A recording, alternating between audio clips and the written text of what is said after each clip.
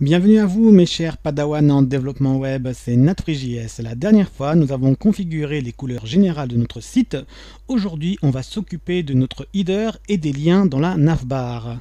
Perdons pas de temps et réfléchissons à comment mettre tout cela en ordre. Donc ce qu'on va faire, c'est une partie ici qui contiendra le logo et tous les liens qui soient alignés comme ça. Donc on doit avoir, notre navbar doit être composé donc de deux parties, la partie logo, la partie lien, et on va réduire également la taille de notre header. Donc nous allons faire ça tout de suite. Pour rappel, voilà comment est constitué notre header. Donc dans notre header, nous avons notre nav, qu'on va lui mettre directement une classe. Comme ça, on pourra la modifier, on va l'appeler navbar. Navbar, ça sera mieux. Voilà. Donc d'une div contenant notre logo mylogo, qui a la classe logo, et de nos UL. Donc premièrement, nous allons réduire la taille du header. Donc on va sur notre style, dans notre header qui est ici, on va lui mettre une height, une hauteur de 60 pixels. Alors c'est une taille que j'ai choisie. Donc voyons voir qu'est-ce qui va se passer. Donc vous voyez maintenant comment il est le header. Nous avons tout qui dépasse, mais ce n'est pas grave étant donné qu'on va mettre tout ça aligné.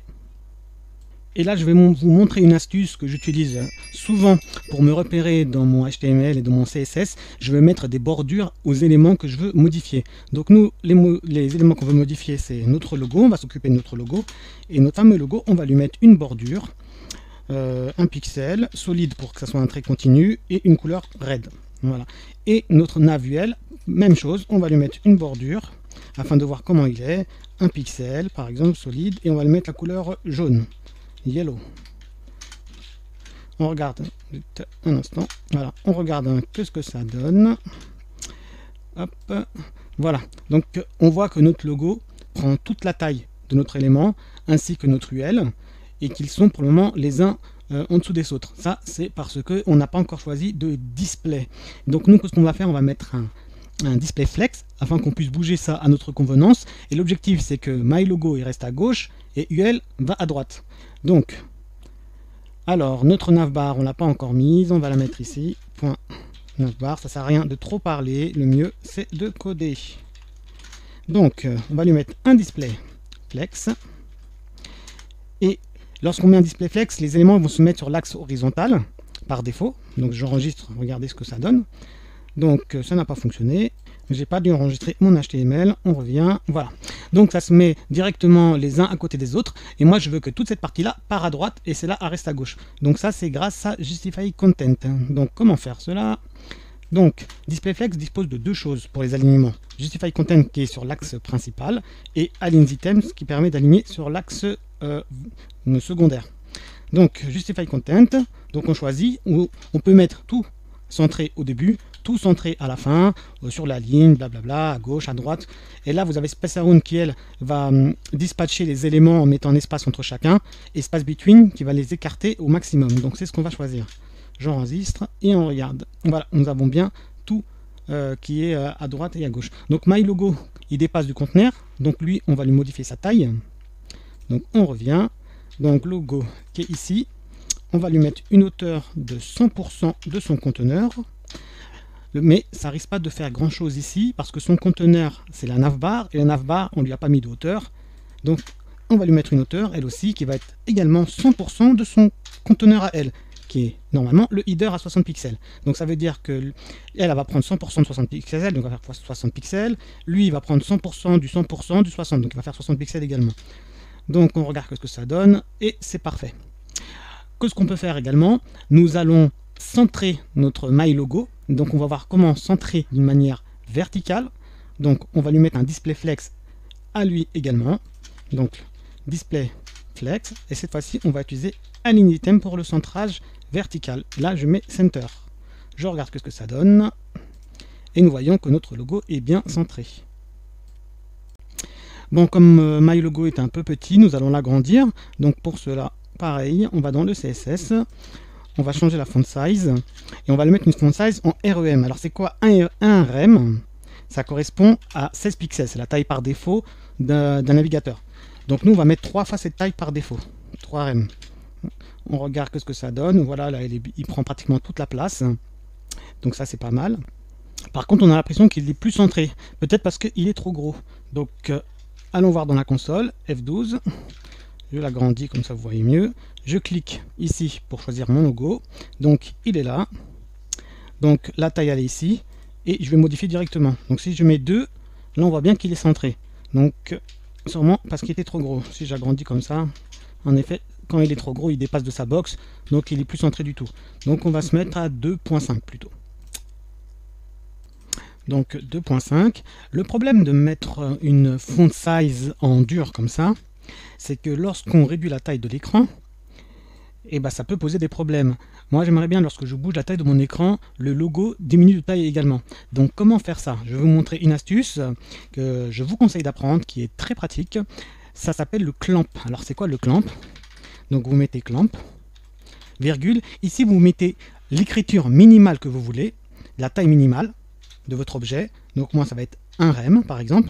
Ici vous mettez une écriture responsive, donc on va mettre par exemple 5VW, donc ça s'appelle viewport wide, ça veut dire que cette écriture va correspondre à peu près à 5% de la taille de l'écran. Donc plus que l'écran est grand, plus que cette taille est grande. Mais si on laisse que une écriture responsive comme ça, c'est qu'on peut avoir des tailles qui sont immenses.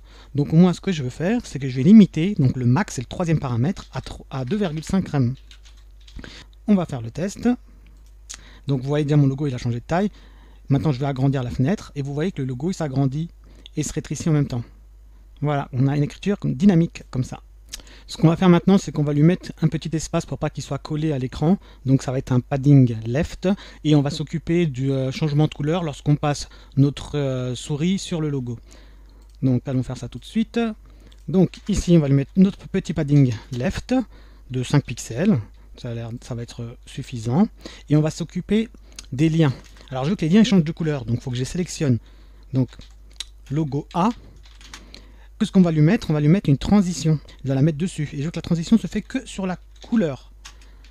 Donc là il ne va rien se passer. Qu'est-ce qui va se passer? Seulement là j'indique au CSS que si il y a un changement sur l'objet logo A, fait une transition sur la couleur de 0,5 secondes.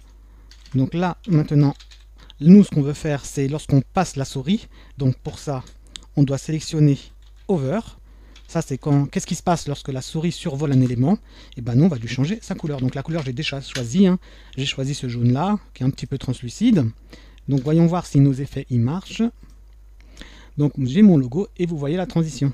On a fait le tour de notre logo, on va lui retirer sa bordure rouge et on va s'occuper maintenant de notre UL. Par défaut, nos ELI dans notre UL sont en colonne, donc nous on va lui mettre un display flex. Dès qu'on met un display flex, ça se met directement sur l'axe horizontal, donc on va faire ça tout de suite. Donc ça va pas être très compliqué. Donc on va dans notre nav UL et on lui met un display flex. Voilà, on regarde ce que ça donne et nous voyons qu'ils sont tous alignés, mais le problème c'est qu'ils sont tous collés. Donc sélectionnons nos liens, donc ils sont dans notre nav UL. On veut les liens A, on va leur mettre une border. Voilà.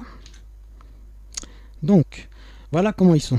Donc moi, ce que je voudrais, c'est que mes liens prennent toute la taille. Donc on va leur mettre la taille à 100% ou à 60 pixels, la taille de notre reader. Et on va leur donner également une taille en largeur. On va les agrandir afin qu'ils s'espacent entre eux. Voyons voir comment on va faire ça. Donc, le height, 60 pixels. Pourquoi je ne mets pas à 100%? Parce qu'il faudrait que je mette à la navuelle aussi 100%, ainsi de suite, vous avez compris le principe, on la met directement à 100% ici. On va mettre un width de 100 pixels, ça devrait aller. Et puis on va agrandir également leur taille. Font size, on va les mettre plus petit que le titre, on va les mettre à 1.rem. Voilà ce que ça donne. Donc maintenant, je voudrais... Alors ils sont encore collés. C'est normal parce qu'on ne peut pas mettre de width à un élément A. Il faut qu'il soit, parce que c'est un display inline, c'est-à-dire un display en ligne, ils ne sont pas censés avoir de taille. Donc on va leur mettre un display flex. Les flex, comme ça on en profitera pour les centrer plus tard. Donc on revient ici. Alors désolé, c'est pas là où je voulais aller. Donc display flex. Et on va mettre un align item, comme ça ils seront centrés. Center. Voyons voir ce que ça donne cette fois-ci. Donc voilà, là c'est pas mal. Et on va mettre également un Justified Content Center pour les centrer dans leur élément. Donc Justified Content, ça permet de centrer. Et voilà, c'est déjà pas mal. Néanmoins, on voit qu'il y a un problème, j'ai une barre de scroll en bas. Ça veut dire que ma navbar ne prend pas 100% de la taille, donc j'ai dû oublier de le préciser sûrement. Donc ma navbar, elle est là, elle prend bien 100% de la hauteur, mais le width, il n'est pas précisé. 100%. Voilà. Donc le conteneur du navbar, c'est le header, donc il ne doit pas avoir un width, et oui, il n'en avait pas. Width 100%. Là, j'ai plus de problème, elle prend bien 100% de l'élément.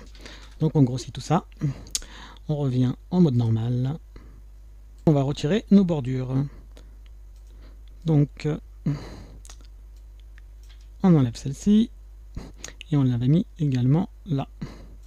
Un petit coup final pour regarder notre travail. Et c'est déjà une meilleure présentation. On va juste nous mettre un over dessus qui change la couleur du texte. Ou plutôt, on va changer la couleur du background directement. Donc voyons voir l'effet qu'on va faire. Donc cette fois-ci, je choisis mes nav A et je vais mettre un over. Donc background color. On va prendre la couleur de la dernière fois qu'on avait pour rester toujours dans le thème. CTRL C. CTRL V. On efface ça. On regarde ce que ça donne. Voilà. Et on va mettre un petit bord arrondi pour que ça soit un petit peu plus joli. Border, radius 5 pixels par exemple, ça permet de faire des bords arrondis sur les bordures. Donc voilà. Alors je ne vais pas faire une transition là-dessus, on verra dans les prochaines vidéos, on va faire carrément une animation avec un effet de flou et ça va être beaucoup plus simple qu'une transition. Malheureusement, nous avons dépassé les 10 minutes imparties à cette vidéo. Nous verrons dans la prochaine vidéo comment faire des animations sur nos liens. Donc, si vous avez aimé cette série, n'hésitez pas à vous abonner et mettre plein de j'aime. Allez, à bientôt les Padawans.